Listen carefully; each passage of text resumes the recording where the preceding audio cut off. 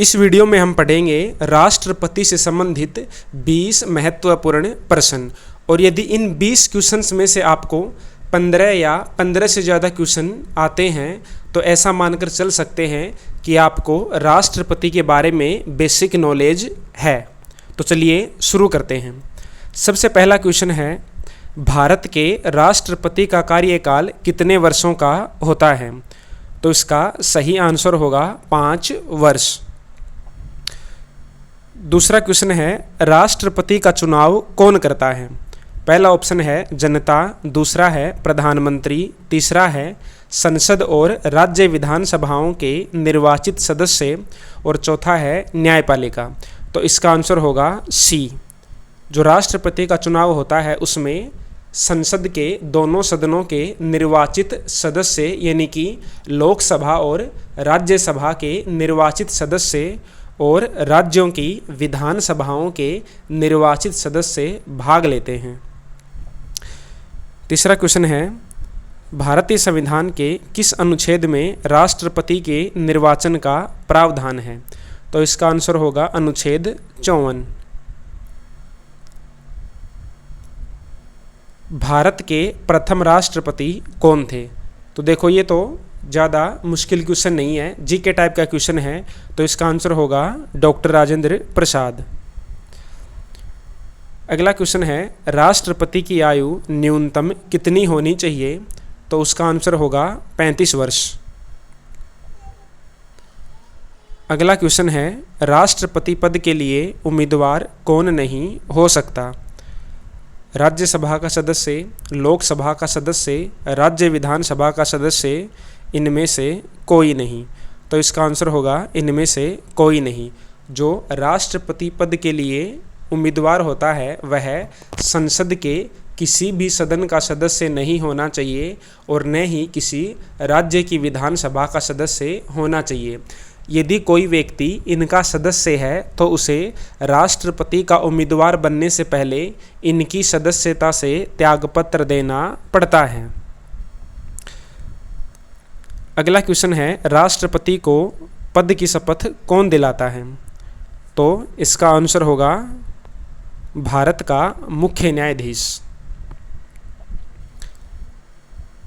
अगला क्वेश्चन है, भारत के राष्ट्रपति के चुनाव के लिए निर्वाचक मंडल में कौन कौन शामिल होते हैं? तो इस तरीके का क्वेश्चन पहले भी आया है अभी एक बार फिर से देख लेते हैं। पहला ऑप्शन है लोकसभा के निर्वाचित सदस्य, दूसरा है राज्यसभा के निर्वाचित सदस्य, तीसरा है राज्य विधानसभाओं के निर्वाचित सदस्य और चौथा है उपरोक्त सभी। तो इसका आंसर होगा उपरोक्त सभी। नेक्स्ट क्वेश्चन है, राष्ट्रपति अपना त्यागपत्र किसको सौंपता है? तो राष्ट्रपति अपना त्यागपत्र उपराष्ट्रपति को सौंपता है। तो इसका आंसर होगा बी।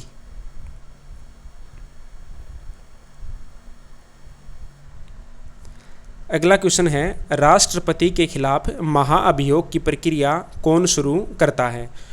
तो महाभियोग की प्रक्रिया क्या होती है? राष्ट्रपति को यदि संसद हटाती है तो उसको बोलते हैं महाअभियोग की प्रक्रिया। यदि संसद को राष्ट्रपति को हटाना है तो उसे महाअभियोग द्वारा हटाना पड़ेगा। तो क्वेश्चन है कि राष्ट्रपति के खिलाफ महाअभियोग की प्रक्रिया कौन शुरू करता है? तो ऑप्शन है लोकसभा, राज्यसभा दोनों और डी है राज्य विधानसभाएं। तो इसका आंसर होगा सी वाला। जो महाअभियोग की प्रक्रिया है वह लोकसभा भी शुरू कर सकती है और राज्यसभा भी शुरू कर सकती है। नेक्स्ट क्वेश्चन है, राष्ट्रपति द्वारा क्षमा प्रदान करने का अधिकार किस अनुच्छेद में दिया गया है? तो इसका आंसर होगा अनुच्छेद 72। अगला क्वेश्चन है, राष्ट्रपति की अनुपस्थिति में उनके कार्य कौन करता है? तो पहला ऑप्शन है प्रधानमंत्री, दूसरा है उपराष्ट्रपति, तीसरा है लोकसभा अध्यक्ष और चौथा है मुख्य न्यायाधीश। तो राष्ट्रपति की अनुपस्थिति में उसके कार्य करता है उपराष्ट्रपति। और यदि उपराष्ट्रपति भी ना हो तो राष्ट्रपति के कार्य करेगा मुख्य न्यायाधीश। अगला क्वेश्चन है, राष्ट्रपति की विधायी शक्तियों में कौन सी शक्ति शामिल नहीं है? पहला है अध्यादेश जारी करना, दूसरा है संसद का सत्रावसान करना, तीसरा है वित्त विधेयक पारित करना और चौथा है संसद के संयुक्त सत्र को संबोधित करना। तो अध्यादेश जारी करना भी शामिल है विधायी शक्तियों में, संसद का सत्रावसान भी शामिल है और संसद के संयुक्त सत्र को संबोधित करना भी शामिल है।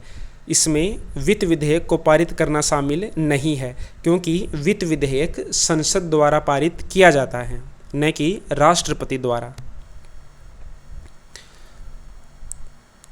अगला क्वेश्चन है, राष्ट्रपति के खिलाफ महाभियोग लाने के लिए संसद के कितने सदस्यों की आवश्यकता होती है? तो इसका आंसर होगा 1/4। यदि लोकसभा महाअभियोग प्रस्ताव ला रही है तो उस प्रस्ताव पर लोकसभा के 1/4 सदस्यों के हस्ताक्षर होने आवश्यक हैं। इसी प्रकार यदि राज्यसभा महाअभियोग का प्रस्ताव ला रही है तो राज्यसभा के 1/4 सदस्यों का उस प्रस्ताव पर हस्ताक्षर होना आवश्यक है। ठीक है, तो इसका आंसर होगा 1/4 सदस्य। लेकिन महाअभियोग प्रस्ताव को पारित करने के लिए 2/3 बहुमत की आवश्यकता होती है। अगला क्वेश्चन है, राष्ट्रपति के चुनाव में प्राथमिकता मत प्रणाली का उपयोग किस प्रकार किया जाता है? तो आपके सामने 4 ऑप्शन हैं और आपको इसमें ये देखना है कि इसमें राष्ट्रपति के चुनाव के लिए सबसे उपयुक्त प्रणाली कौन सी है। तो इसका आंसर होगा बी, एकल संक्रमणीय मत प्रणाली द्वारा। जो राष्ट्रपति का चुनाव होता है वह एकल संक्रमणीय मत प्रणाली द्वारा होता है और इसमें प्राथमिकता मत का उपयोग किया जाता है। अगला क्वेश्चन है, राष्ट्रपति को संसद द्वारा पारित विधेयक को कितने दिनों के भीतर अपनी स्वीकृति देनी होती है? ऑप्शन है 7 दिन, 14 दिन, 30 दिन और चौथा ऑप्शन है कोई समय सीमा नहीं। तो आपने कहीं पर भी कोई समय सीमा कभी भी नहीं पढ़ा होगा, तो इसका आंसर आएगा कोई समय सीमा नहीं। राष्ट्रपति कितने दिनों तक भी किसी विधेयक को अपने पास रख सकता है, हस्ताक्षर करने के लिए कोई समय सीमा का निर्धारण नहीं किया गया है। अगला क्वेश्चन है, राष्ट्रपति द्वारा जारी अध्यादेश की अवधि कितनी होती है? तो इसका आंसर होगा डी, संसद के अगले सत्र के समापन तक।